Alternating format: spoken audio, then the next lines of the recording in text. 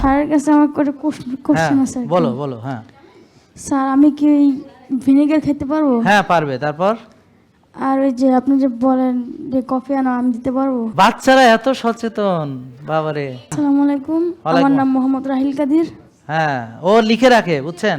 স্যারের কাছে আমার করে হ্যাঁ কোশ্চেন আছে আর কি। বলো বলো। হ্যাঁ স্যার আমি কি ওই ভিনেগার খেতে পারবো? হ্যাঁ পারবে। তারপর আর ওই যে আপনি যে বলেন যে কফি আনো আমি দিতে পারবো? তোমার কেন লাগবে কফি এনে মা? তোমার লাগবে না, তুমি এখনো সেই বয়স হয়নি। হ্যাঁ তবে একটু ভিনেগার খেতে পারবে, একটু বুলেট কফি খেতে পারবে, একটু হলুদ খেতে পারবে, এগুলো অল্প অল্প খেলে তুমি খাবা হচ্ছে বেশিরভাগ তুমি ব্ল্যাক রাইস খাবা, তারপর স্টিল কার্স ওটস খাবা, বুঝছো? তারপর হচ্ছে পিঙ্ক সল্ট খাবা, তারপর হচ্ছে ট্রাই কালার কেনোয়া খাবা, তারপর বাকহুইট খাবা, তারপর বাকহুইটের রুটি খাবা, তারপর হচ্ছে তুমি মধু খাবা, তারপর কোকোনাট সুগারটা এখন নাই, কোকোনাট সুগারটা থাকলে ওটাও খাইতে পারবা। তো তোমার এই যে মাছ মাংস ডিম শাকসবজি, তারপরে ভাত রুটি, বাকহুইটের রুটি, ব্ল্যাক রাইসের ভাত, স্টিল কার্স ওটস, ট্রাই কালার কেনোয়ার, তারপর খিচুড়ি আছে, কত কিছু বানানো যায়। তুমি এইসব খাবা, তুমি মধু খাবা, তুমি এই যে গরুর দুধ না খেয়ে তুমি এক কাজ করবা, ওই যে নারকেলের দুধের সাথে তুমি একটু মধু দিবা, তারপর অল্প একটু হলুদ দিবা, তারপরে একটু ঘি অ্যাড করবা। হ্যাঁ কারণ ওই যে দুধের সকল পুষ্টি কিসে আছে? ঘিতে আছে। হ্যাঁ তো ঘি অ্যাড করবা, একটু খেজুর কিছু অ্যাড করবা, কিছু বাদাম অ্যাড করবা, এটা ব্লেন্ড করবা, একটু হলুদ দিবা, ব্যাস একটা চমৎকার স্মুদি হবে। তার সঙ্গে আর একটু কাকাও, ওই যে চকলেট যদি তোমার পছন্দ তাহলে এই যে এখানে কাকাও এখানে অ্যাড করবা, তাহলে তোমার একটা সুন্দর স্মুদি হবে।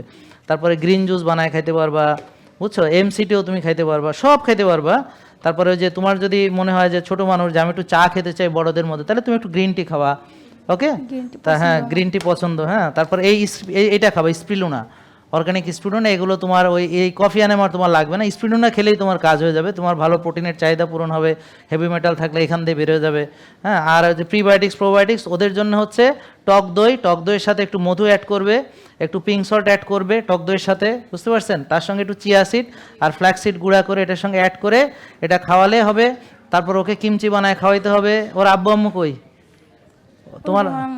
কই? হ্যাঁ ওকে কিমচি বানায় খাওয়াইতে হবে, সাওয়ার কার্স বানায় খাওয়াইতে হবে, বুঝতে পারছেন? ওকে আচার দিতে হবে, ঘরে তৈরি করা আচার ইত্যাদি, সোজা গেলো ফার্মেন্টেড ফুডগুলো দিতে হবে, মানে প্রিবায়োটিক্স প্রোবায়োটিক্সের হেলথের জন্য। আর প্রচুর সে শাকসবজি খাবে। আর হচ্ছে সে ঘুমাতে যাবে হচ্ছে 9টা-10টার ভিতরে। সন্ধ্যার পরে, হ্যাঁ আমি জানি তুমি 10টায় ঘুমাও, সন্ধ্যার পরে সে কোনো মোবাইল টেলিভিশন ল্যাপটপ দেখবে না। সে ভোরে উঠবে, ভোরে উঠে সে নামাজ পড়বে মসজিদে যে তারপর সে ঘাসে হাঁটবে, একটু রোদ্রে যাবে। বিকেলে আসর টু মাগরিব সে বাসায় থাকবে না, খেলাধুলা করবে বাইরে।